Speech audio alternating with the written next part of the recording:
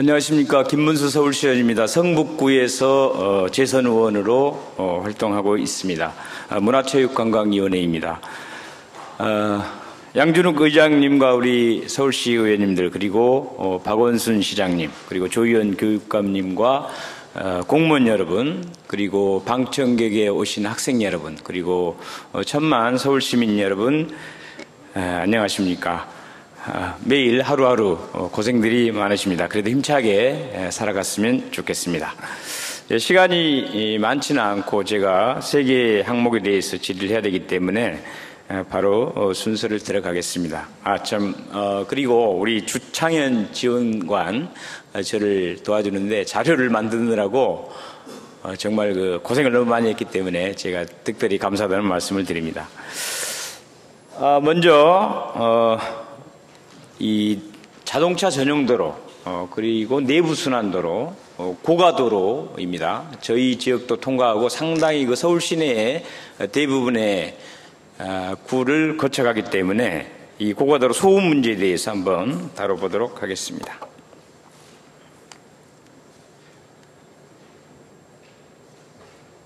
먼저 한번 영상을 보시겠습니다.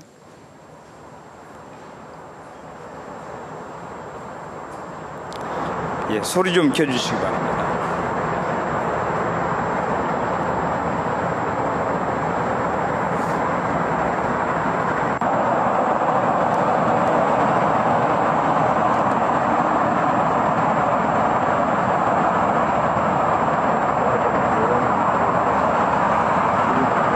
여기는 성북구 국민대학교 옆에 정릉동에 위치한 아파트 창가에서 휴대폰으로 촬영한 영상입니다. 여기는 아파트하고 고가도로하고 9m 떨어져 있습니다. 10m도 아닌 9m입니다.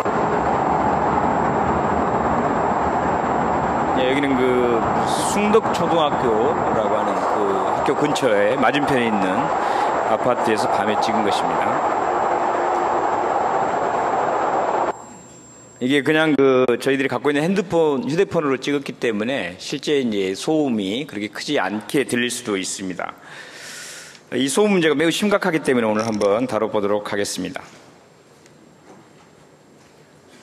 고가도로 뿐만이 아니고 교통, 소음, 진동에 관한 관리법이 있습니다. 그리고 시행 규칙이 있고요. 거기에 따라서 교통, 소음, 진동 관리 기준이 정해져 있습니다.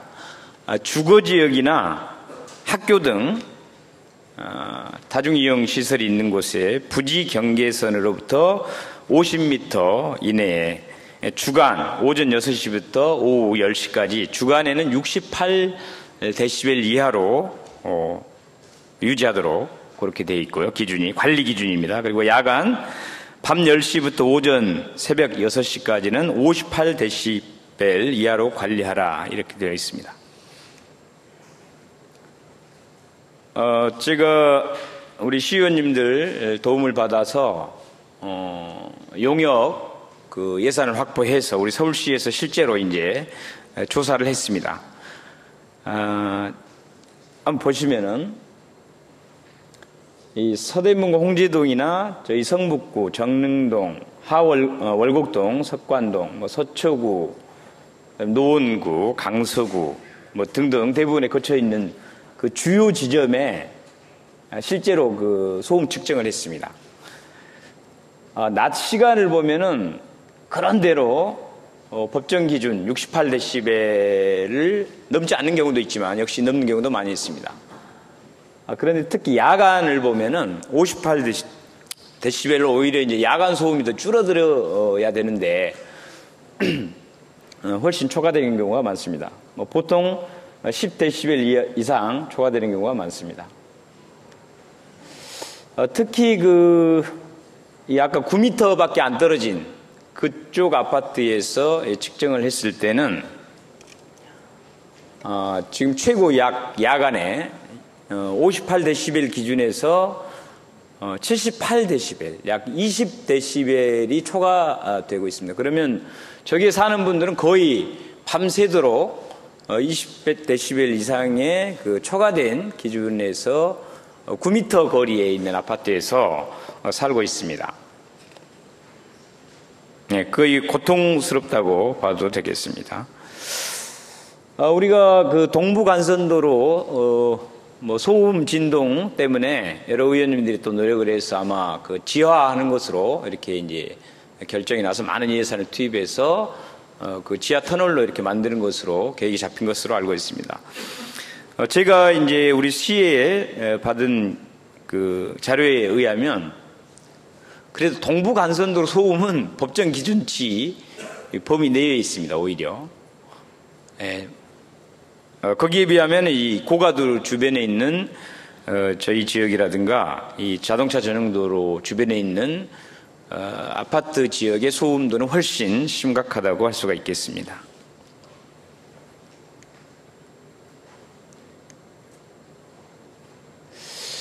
이 소음뿐만이 아니고 사실은 이 미세먼지도 되게 이제 요즘에는 폐암이나 그 심장 질환 같은 것을 유발시키는 매우 위험한 것으로 보기 때문에 아마 박원순 시장님께서도 이 미세먼지 관리에 많이 유념을 하고 있는 것으로 알고 있습니다.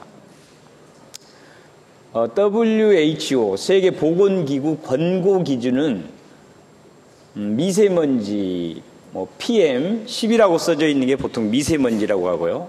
그 왼쪽에 있는 PM2.5라고 하는 것은 초미세먼지의 양을 얘기합니다. 그래서 제일로 칸 아래쪽에 보면 권고 기준 PM10 미세먼지의 연평균은 약 20 마이크로그램 이 정도가 유지가 돼야 되고요. 이 WHO의 권고 기준은 매우 수치가 낮기 때문에 우리 대한민국 또는 우리 서울시에서 잠정 목표로 삼고 있는 3단계도 아니고 2단계의 잠정 목표가 연평균 PM10의 미세먼지 농도가 50 마이크로그램 정도를 연평균을 유지해줘야 그나마 되는 건데 저 잠정 목표 2도 사실은 WHO 권고 기준보다 사망률이 약 6% 정도 높은 기준입니다. 그러나 우리나라가 워낙 열악하기 때문에 그나마 잠정 목표 2라도 달성해야 되는데 거기에 비하면 지금 각 그 자기 지역별로 한번 그 큰 도로의 미세먼지 농도를 한번 봐보십시오. 연평균 월을 평균을 합하면 연평균이 되는데 대부분 50이 훨씬 넘지 않습니까? 그럼 WHO 권고 기준에 비하면은 약 12% 정도 사망률이 높고요. 그 다음에 우리 잠정 목표치에 비하더라도 이 사망률이 상당히 높은 그런 수치로 지금 저렇게 나와 있습니다. 그래서 그 평균을 이렇게 내보면 그 잠정 목표 2 기준보다도 다 저렇게 빨간색 수치만큼 미세먼지가 많이 지금 발생되고 있습니다. 그래서 지금 뭐 고가 도로뿐만이 아니라 이런 도로들의 소음과 미세먼지의 문제는 상당히 심각하다고 볼 수가 있겠습니다. 자, 그래서 그러면은 이제 어떻게 해야 될 거냐? 우선 소음을 막기 위해서는 이제 터널을 하는 방식이 있고 벽을 하는 방식이 있습니다. 그리고 실제로 방음 벽과 방음 터널을 하면 소음이 많이 줄어듭니다. 그러나 이게 고가도로의 문제점은 뭐냐면은 90년도에 이 시설을 하면서 이 방음 시설을 할 생각을 않고 해놨기 때문에 쉽게 우리말로 우리들 쉬운 용어로 이 방음벽이나 방음 터널을 얹으면 이게 버티지 못하고 무너진답니다. 그러니 뭐 도저히 방음벽을 할 수 없는 그런 이제 기술적인 문제가 있다고 합니다. 그래도 저는 좀 더 어떤 가벼운 재질이라든가 또 선진국의 어떤 또 이런 기술이 있지 않을까 해서 좀 더 찾아봤으면 좋겠는데 아직까지는 그걸 못 찾고 있다는 겁니다. 예, 그래서 이렇게 구조, 안전성 검토를 하면은 전부 다 안전율이 1 이하로 나오는 것은 다 위험하다, 붕괴 위험이 있다 이런 수치를 뜻합니다. 예, 안전율이 전부 1 이하로 이렇게 나오고 있습니다. 저는 그래서 방음벽과 방음터널 그 선진 기술을 최대한 찾고 노력을 하되 도저히 안 된다면 저는 이 속도 제한을 한번 시켜볼 필요가 있다 이렇게 생각을 합니다.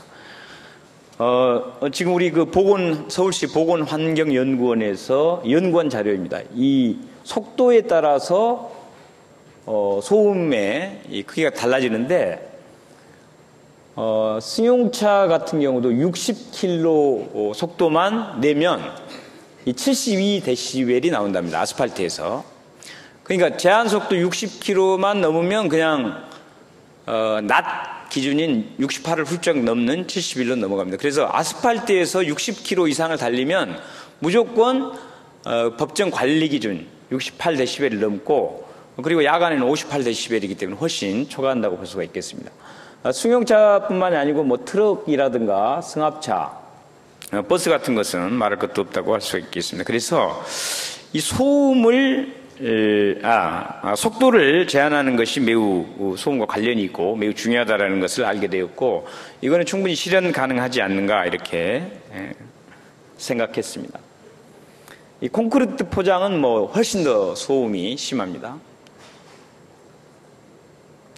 과속 방지턱이 있는 것도 20km 속도로만 가도 그냥 60dB를 훌쩍 넘습니다. 그래서 과속 방지턱이 있는 것도 사실은 소음 문제가 되게 심각하다고 볼 수가 있겠습니다. 그리고 미세먼지 같은 경우에는 이 타이어의 성분이라든가 이런 것도 되게 문제가 있고, 또 타이어에서 발생되는 미세먼지도 역시 속도하고 매우 관련이 있다는 자료입니다. 자, 안전총괄 본부장님 한번 나와주십시오. 예, 안전총괄 본부장 김준기입니다. 네, 소음진동관리법 시행규칙 관리 기준 보면 너무 많이 초과하고 있는데, 이렇게 기준을 지키지 않아도 뭐 상관은 없는 겁니까? 물론 뭐 기준을 지키는 게 뭐 원칙입니다만서도 현실상으로 좀 뭐 이행되기 어려운 그런 뭐 사정이 뭐 있는 건 의원님도 이해하실 것으로 생각됩니다. 그런 뭐 불가피한 상황입니다. 보통 우리가 이제 그 뭐 아파트를 짓거나 건축을 할 때 옆집에서 낮에 68dB, 밤에 58dB를 넘어서 신고를 하면은 그 건축 중단을 시킵니다, 보통. 그렇게 하고 있죠. 예.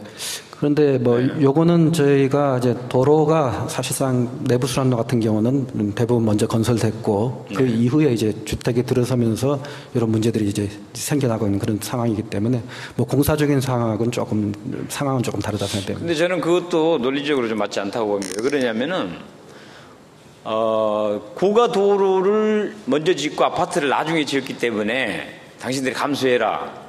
뭐 심하게 말하면 그런 얘기잖아요, 그렇죠? 뭐 그 정도는 아니겠지만 어쩔 수 없다는 얘기 아닙니까? 그런데 그러면 만약에 주택가에서 길이 먼저 생겼고 다들 집이 나중에 생겼을 거 아니에요, 대부분. 거기서 그럼 고성방가를 하거나 저 트럭을 계속 왔다 갔다 몰고 해도 상관없는 겁니까?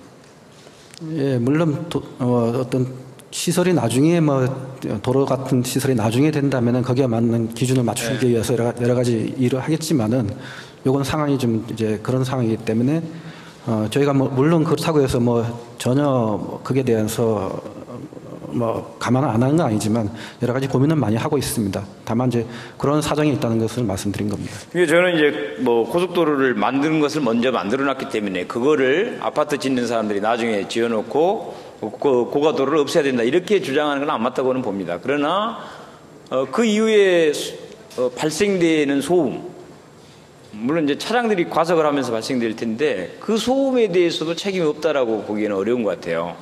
그러지 않나요? 뭐 그런 관리적인 부분에 대해서는 저희가 뭐 필요한 부분이 있으면 물론 지금 조치해야 된다고 봅니다. 고가도로의 제한 속도가 얼마인지 아세요?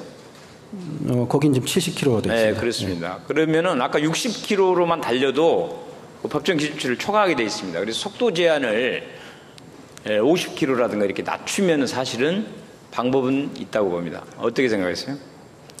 예, 뭐 그것도 뭐 방법 중에 하나로 생각되고, 일단 아까 말씀드린 야간에 더 시끄러운 것은 속도 제한이 있지만 그 제한마저도 지키지 않는 그런 문제가 있기 때문에 그런 부분도 있습니다. 그렇죠. 그래서 이제 속도 제한이 저는 가장 현실적인 방법이라고 봅니다. 그래서 지금 현재 70km로 돼 있기 때문에 시속 어쨌든 60km, 50km로 낮추고, 그런데 이제 카메라 있는 데에서만 또 서서히 가고 카메라 없으면 달리게 돼 있거든요. 그래서 카메라 설치를 좀 이런 그 아파트가 있는 지역에 좀 더 한다든가, 아니면 요즘에는 구간 단속이라 그래서 아예 그냥 고가도로 첫 시작할 때부터 나갈 때 끝 지점에 다 설치를 평균적으로 유지하지 않으면 어디선가 걸리게 하고, 또 중간중간 카메라를 많이 설치하면 저는 저도 저 위에서 이렇게 영상을 찍을 때 확실히 그 정체돼 가지고 차가 밀려 있을 때는 정말 소리가 거의 안 나요. 근데 이제 차가 그 막히지 않고 잘 달릴 수 있을 때는 쉥쉥 달리면서 엄청 소리가 커진다는 걸 알았고, 그리고 야간에 왜 저렇게 소리가 커진가 했더니 역시 낮에는 차들이 많아서 밀려서 소음도가 좀 낮고, 그리고 이제 밤에는 차가 별로 없다 보니까 엄청 세게 달려서 저렇게 소리가 높은 것 같더라고요. 그래서 이 속도 제한을 하는 방법이 그나마 지금 할 수 있는 가장 현실적인 방법이다 이렇게 생각하는데, 그 속도 제한 권한이 어디 서울시에는 없죠. 뭐 경찰청하고 이제 협의를 해야 네, 협의를 해서 저는 그래서 이제 이런 상당히 과학적인 데이터도 좀 같이 제출을 하고, 그리고 이제 속도 제한을 하면 당연히 느려지니까 이제 달리는 자동차 이분들은 또 불만이 있겠지만은, 제가 보기에는 뭐 그 고가도로 끝에서 끝까지 빨라도 5분, 늦어도 5분, 저는 그렇게 봅니다. 이게 뭐 부산까지 가는 긴 거리가 아니기 때문에 이 속도 제한을 어느 정도 시켜도 크게 이렇게 어디 도달하는데 시간차가 많이 나지 않기 때문에 속도 제한을 해서 이거를 전체적으로 소음을 줄여주면 만족도가 좀 높아질 거라고 봅니다. 왜 그러냐면 어쨌든 이 고가도로로 인해서 사실은 그 도심을 빨리 이동하는 데는 굉장히 그 효과적인 것은 사실입니다. 그러나 그 차를 이용하지 않거나 뭐 이용하더라도 저렇게 9m 근처에서 살고 있는 저런 분들의 입장에서 보면 하루 24시간 내내 또는 365일 내내, 특히 이제 여름에가 가장 문제가 됩니다. 여름에 창문을 열어놓고 있다 보니까 너무 소음이 커지거든요. 그래서 이 문제는 좀 꼭 잘 심각하게 한번 개선을 해봤으면 좋겠습니다. 어떻습니까? 예, 뭐 그 부분은 상당히 저도 공감하는 부분이고요. 경찰청하고 좀 협의를 해서 네. 뭐 가능한 부분이 있는지 좀 검토해 보도록 하겠습니다. 네, 알겠습니다. 들어가 주십시오. 네, 다음에는 이제 정릉천 복개 구간 복원화에 관해서 말씀을 드리겠습니다.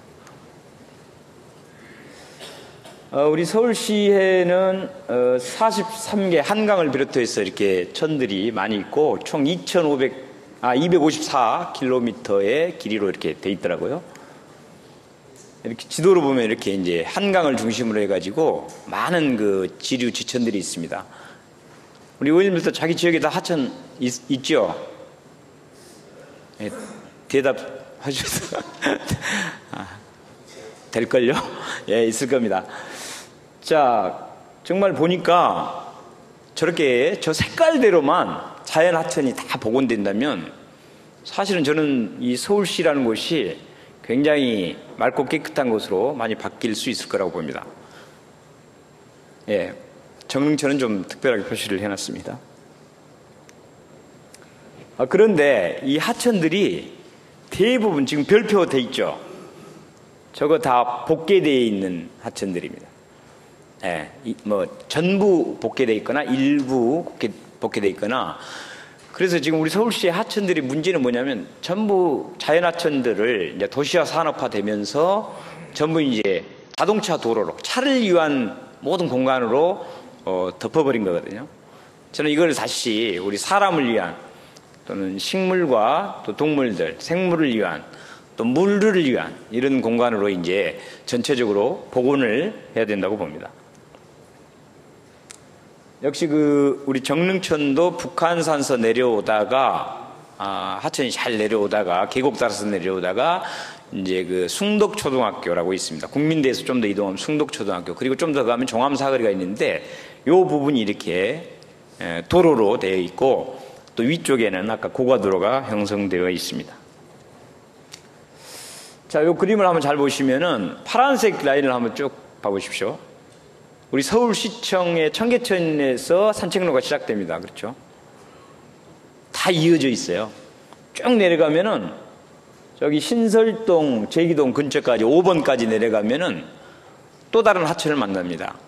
저 하천이 바로 정릉천입니다. 정릉천. 자, 거꾸로 쭉 따라 올라가면은 4번 이쪽이 이제 쭉쭉 올라가면 제기동, 뭐 고려대의 안암동 근처, 그리고 종암 사거리까지 산책로가 연결이 되어 있습니다. 예, 하천이 되어 있어요. 자연하천으로 되어 있습니다. 그런데 종암 사거리 가서 저렇게 빨간색 구간부터 이제 복개 덮여 있습니다. 도로로 사용되고 있거든요.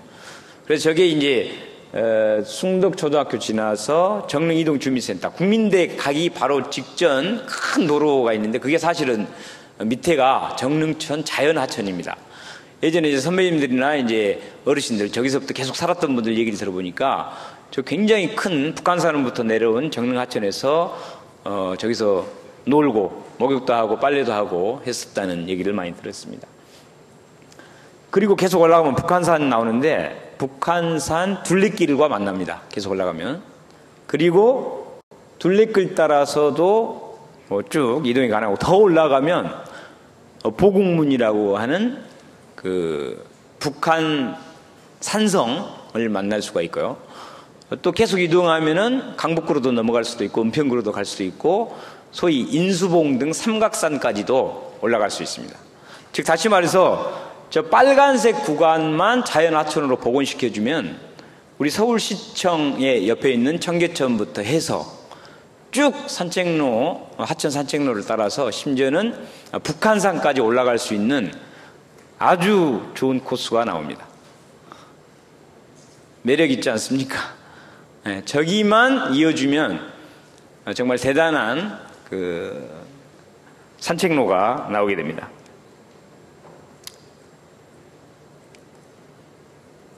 네, 미숙하지만 영상을 한번 만들어 봤습니다. 네, 여기는 북한산 국립공원 앞입니다. 정릉 쪽이고요. 일명 청수장이라고 하는 그 지점입니다. 여기 쪽에 보면 북한산 둘레길 또 입구가 바로 옆에 이렇게 이어져 있습니다. 이어져 있고 쭉 내려가면은 정릉천이 나오는데 정릉천 산책로와 이어지는 지점이 되겠습니다. 이제 산책로가 여기서 이렇게 끊기게 됩니다.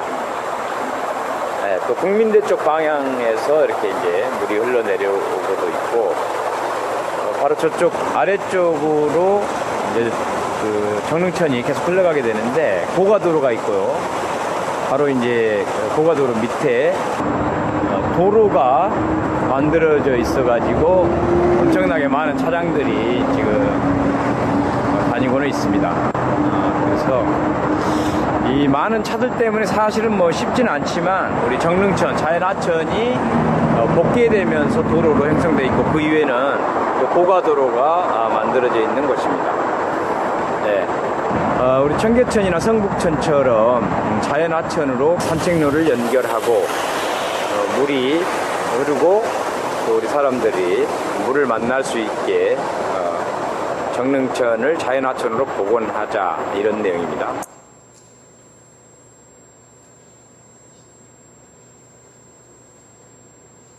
예, 이 구간이 이제 아까 빨간색으로 이렇게 도로로 덮여 있는 구간입니다.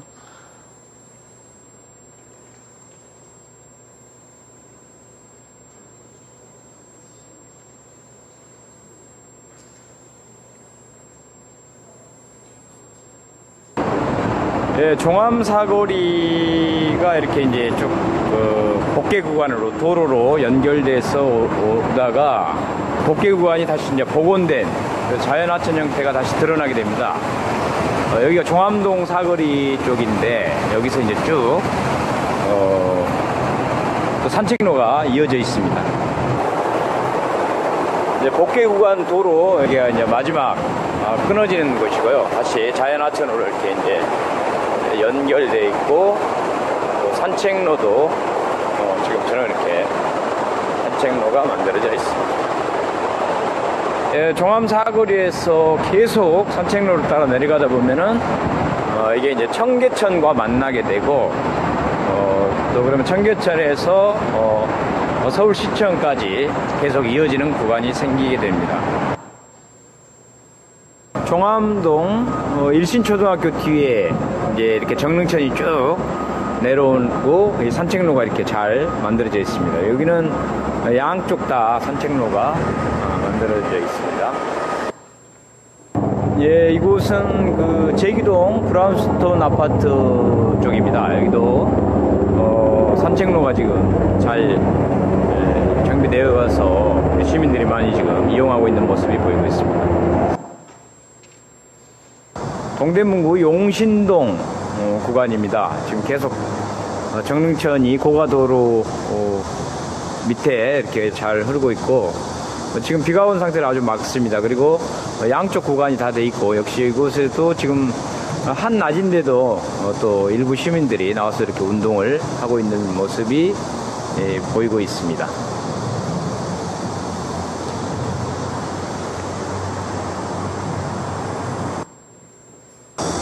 예, 여기는 이제 정릉천에서 내려와 가지고 청계천과 만나는 바로 그 지점입니다. 예. 그런데 재밌는 게 이제 여기가 정릉천교 이렇게 돼 있어요. 이게 정릉천이기 때문에. 그런데 중랑구청에서 청소를 담당한다 이렇게 돼 있네요. 정릉천과 이 청계천이 만나는 바로 그 지점입니다. 그래서 이제 청계천 박물관도 보이고, 여기 청계천 산책로가 이렇게 혹시 이제 정릉천의 끝 부분입니다. 여기에서 이렇게 이제 정릉천이 청계천과 만나는 지점이고요. 이렇게 우회전해서 가면은 여기 이제 청계천, 여기서부터는 청계천 길이 되는 겁니다. 그래서 건너편에도 산책로가 있어서 이용객들이 아주 많이 있습니다. 네, 이렇게 쭉 따라 올라가면 이제 끝까지 가면은 우리 서울시청 근처에 청계천까지 갈 수 있는데 다 연결이 되어 있습니다. 예, 2005년도 서울시 타당성 조사 연구에서도 복개 하천들 중에서도 5번째로 복원하면 괜찮은 곳으로 선정되었습니다. 다만 교통 문제가 좀 26위로 좋지 않는 것이 역시 문제가 되고, 다른 부분은 다 우수합니다.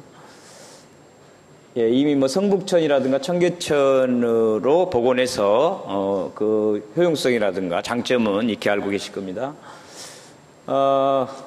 여기가 아무튼 그 정릉천 아까 복개 구간인데 고가도로가 위에가 있고요.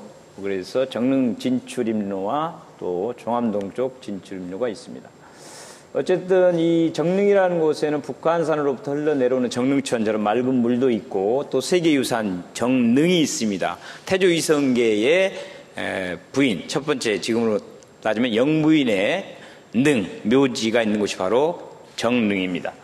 그리고 지금 북한산에서부터 아까 끊겨지기 전까지 구간에는 또 역시 저의 요청과 또 우리 박원순 시장님의 도움으로 북한산 산책로가 잘 되어 있는데, 저기가 정릉시장이 있고 개울장이라고 하는 것이 굉장히 언론에도 많이 나오고 인기가 있습니다. 저렇게 주말이면 개울장을 펼쳐놓고 또 하는 모습들이 언론에도 이미 많이 비쳤습니다. 그러면 복원을 하는데 보통 문제는 아닙니다. 지금 용역을 하고 있는데 부분 복원, 교통량을 감안했을 때 도저히 어쩔 수 없다, 부분이라도 하자, 이런 방법이 있고, 아니다 할 바에는 제대로 하자, 청계천처럼 선 양쪽에 한 선 정도 남겨놓고 이렇게 그냥 완전 복원을 해버리자, 삼안처럼, 이런 지금 연구를 진행 중에 있습니다. 저는 교통 문제, 청계천도 물론 우회도로가 많기는 하지만 지금 방식은 도로를 넓힐수록 차가 더 몰려들어서 더 막히게 돼 있습니다. 오히려 저는 이제는 도로를 좁히고 없애서 차를 거기 가봐야 차 복잡해, 그냥 대중교통 이용하자라는 이런 선택을 할 수 있도록 해야 된다고 보고요. 우회도를 이용하고, 또 마침 경전철이 1호가 우리 정릉 쪽으로 9월 2일 날 개통이 되기 때문에 강북구라든가 여기서 넘어오는 차량들도 실제로 줄어들 거라고 봅니다. 그리고 버스나 자전거 보행을 많이 이용하면 된다고 봅니다. 이게 지금 가상 조감도입니다. 아까 그 도로를 이렇게라도 해놓으면 훨씬 좋다고 봅니다. 비록 고가도로가 아직 남아있긴 하지만 이렇게 좋은 모습으로 충분히 바뀔 수 있습니다. 예, 다른 하천들도 이렇게 해놓으면 좋습니다. 지금 우리 시장님께서 서울로 7017을 해서 서울 시민들에게 많은 인기를 얻고 있습니다. 저는 아까 정릉천 복개 구간을 복원화만 시키면 이 7017보다 몇 배 훨씬 좋은 작품이 나올 거라고 저는 정말 생각하고 있고, 이 중구, 종로 이쪽에 계신 분들뿐만 아니라 저렇게 연결을 해놓으면 대부분의 구, 우리 성북구, 뭐 강북구, 아까 성동구, 동대문구, 종로 중구, 뭐 이쪽까지 해서 명품이 나오지 않을까 생각을 하고 있습니다. 다시 한번 보여드리겠습니다. 서울시청 청계천부터 지금 다 파란색으로 연결이 다 되어 있습니다. 이미 자연하천 복원이 되어 있고 산책로가 다 되어 있습니다. 물론 좀 더 좋게 가꿀 필요는 있고 코스마다 뭔가 좀 문화적인 그 소유를 할 수 있도록 테마를 만들어지면 정말 명품이 될 거라고 봅니다. 단절된 구간만 빨간색만 복원화시키면 됩니다. 그런데 지금 거꾸로 저 밑에 도로 너무 오래돼가지고 위험하다고 구조 보강 예산을 갑자기 지금 잡으려고 하고 있습니다.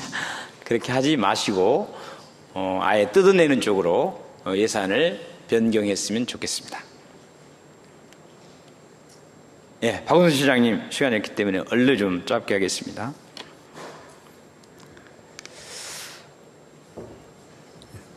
예, 시장님, 제가 요 관련 질문을 해야 되는데 워낙 우리 서울 시민들하고 또 기자님들 또 우리 의원님들 관심이 많아서 한 가지 여쭤보겠습니다.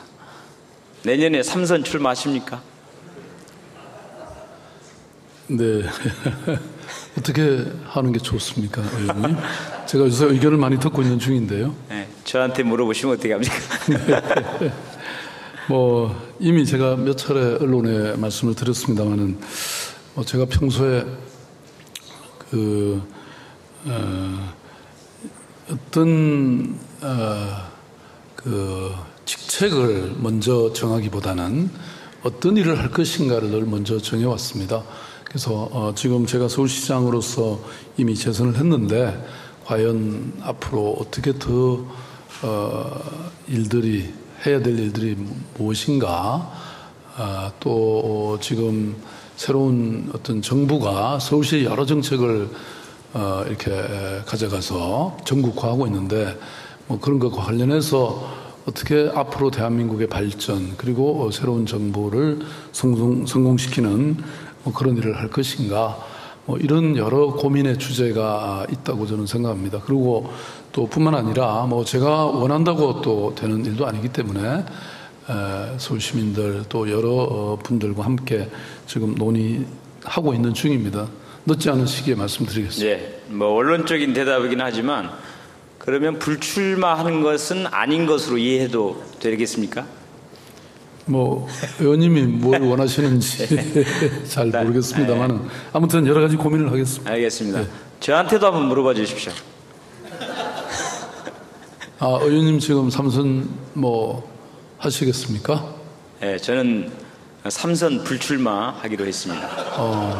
그러면 다음에 뭐 어떤 목표를 갖고 계십니까? 선거법상 더 이상 제가 얘기할 수는 없습니다.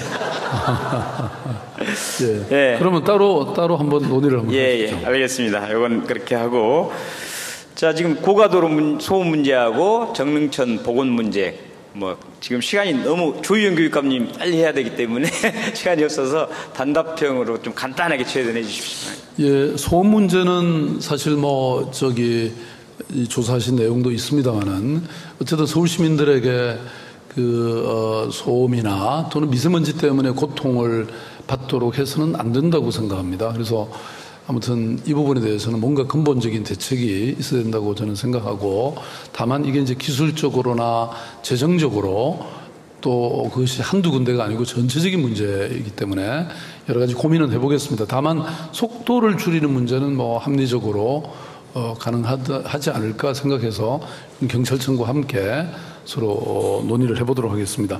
그 다음에 이 정릉천 그 복회 구간을 열어서 시민들에게 아주 좋은 산책로와 또 아름다운 하천을 제공하는 것에 대해서는 이것도 뭐 충분히 생각해 볼 여지가 있다고 생각합니다. 서울은 정말 제가 늘 강조하듯이 이런 산과 강이 아름다운 도시이기 때문에 이걸 살려내는 게 굉장히 중요하다고 보고, 다만 이 부분도 이제 재정 문제나 또 교통의 이 문제를 해결해야 되기 때문에 뭐 이런 것과 함께 저희들이 검토를 해보도록 하겠습니다. 네, 감사합니다. 예. 들어가십시오. 예, 감사합니다. 예, 다음 문제 시간이 대학 등 모두 5개의 학교를 운영하고 있습니다. 재단 설립자에게는 7명의 자녀가 있는데 모두 산하학교에 재직했거나 재직 중입니다. 자녀들이 고교교장 2명, 대학 총장과 부총장 등 요직을 독점하고 있고 며느리 2명까지 교감과 교사로 근무 중입니다. 설립자의 친인척이 사실상 학교 운영을 장악한 건데요. 이러다 보니 예산 전용을 막을 방법이 없었습니다. 고등학교 2곳이 각가지 방법으로 예산을 부적절하게 전용한 사실이 KBS 취재 결과 드러났습니다. 홍진아 기자가 단독 일단 취재했습니다. 여기까지만 하겠습니다. 서울의 한우식. 예. 이 재단에서 아마 선생님을 뽑는데 교장 선생님께서 심사위원장, 그리고 양쪽의 선생님들 2분이 이렇게 이제 심사위원을 교장 선생님 추천했겠죠. 3분이서 심사를 합니다. 근데 앞에 앉은 분이 조카입니다, 조카. 그런데 서류 필기 시험에서 16등 했는데 면접하고 그다음에 시강이라고 있죠. 한번 가르치는 거 한번 직접 해보는 거. 그거 해보고 나더니 갑자기 1등으로 바뀌어서 합격을 했습니다. 조카가요. 예, 이런 운영이 지금 되고 있고요. 예, 특수관계자는 당연히 공개전형에서 제외시켜야 하나 이 사립학교법이 너무 문제가 많아가지고 강제적으로 하지 못하고 있기 때문에 이런 일이 반복되고 있습니다. 이번에 우리 교육청 감사에서 이런 뭐 엄청난 문제들이 발견됐습니다. 예, 그래서 뭐 파면 1명, 정직 1명, 감봉 등등해서 예, 엄청난 그 징계를 당했습니다. 예, 교육감님 나오십시오.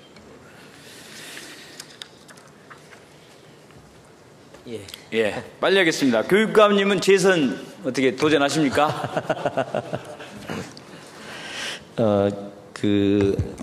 교육감이 직선제로 전환한 이후에 4년 임기를 채우는 제가 첫 교육감이 될 것 같습니다. 저는 뭐 그 자체만으로도 좀 감사드리고요. 남은 기간 일단 제가 하던 정책 좀 추진하고 그리고 내년에 여러 의견 들어가지고 결정하려고 마음을 먹고 있습니다. 혹시 불출마 선언을 하시거나 그럴 계획은 없으신가요? 예, 여러 가지 고민하고 더 의견을 듣고 남은 정책 지금 마무리를 하려고 노력을 하고 있습니다. 사석에서 교육감님이 저는 아직 초선이라 그러시더라고요. 예. 자, 지금 송곡학원 엄청나게 지금 뭐 문제가 많은데 시간이 없기 때문에 다 얘기를 못했습니다. 예. 이미 뉴스에도 나왔고요. 동구학원이라든가 또 숭실 학원 학교들 우리 교육감 또 우리 서울시 의원님들 많은 도움으로 어쨌든 전례 없이 어렵지만 법의 한계에도 불구하고 그런 비리가 많은 이사들을 승인 취소시키고 예. 관선이사로 바꾸는 것을 제가 알기로는 2학교나 해냈기 때문에 지금 저 학교들도 그런 문제가 심각한 것 같습니다. 저는 검찰 고발이라든가 임원 승인 취소를 해야 된다고 보는데 어떻게 생각하십니까? 예, 의원님들 사실은 여러 지적의 도움을 받아서 저희가 지난 6월에 이 송곡 관광구 종합감사를 해서 지금 아까 말씀하셨습니다마는 정교사 임용과 기간제 교원 등 지금 21개 사안으로 지금 일단 저희가 학교장 파면 등 7명에 대한 징계를 요청을 했습니다. 그래서 일단 1차 그렇게 작업을 했고요. 일단 개선의 여지가 없다고 하면 말씀하신 대로 여러 가지 제가 지금 그동안 족벌 사학이라고 할까 비리 사학이라고 문제가 됐던 사학은 거의 정리를 했습니다. 그러니까 동구 마케팅 그다음에 숭실고등학교 최근에 충암까지 다 정리를 했습니다. 그래서 만일 개선의 여지가 없다고 생각한다면 여러 가지 고민들을 해보겠습니다. 우리 우리 교육위원님들, 김생환 교육위원장님과 우리 또 장인호 의원님 앞에 계신데 교육위원님들하고 우리 서울시 의원님들이 이 사학비리 관련해서는 굉장히 적극적으로 힘을 실어드릴 겁니다. 꼭 적극적으로 해주시고요. 그리고 이거는 소문입니다. 확인을 해봐야 되는데 저기 학교 관련된 교장 중에 한 사람이 자기 교직원이 어떤 지시에 따르지 않는다고, 그러나 이제 그분 입장에서는 부당한 지시였기 때문에 자기 업무도 아닌데다가 그래서 그걸 좀 못하겠다고 했더니 한 3-4시간을 교장실에 불러다가 최근 요새 그 갑질 있잖아요. 윗사람 아랫사람에게 해야 되는 해코지, 뭐 욕설이라든가 퇴직 압박, 그런 걸 했다는 소문이 있습니다. 들으신 적 있어요? 지금 못 들었는데 한번 체크해 보겠습니다.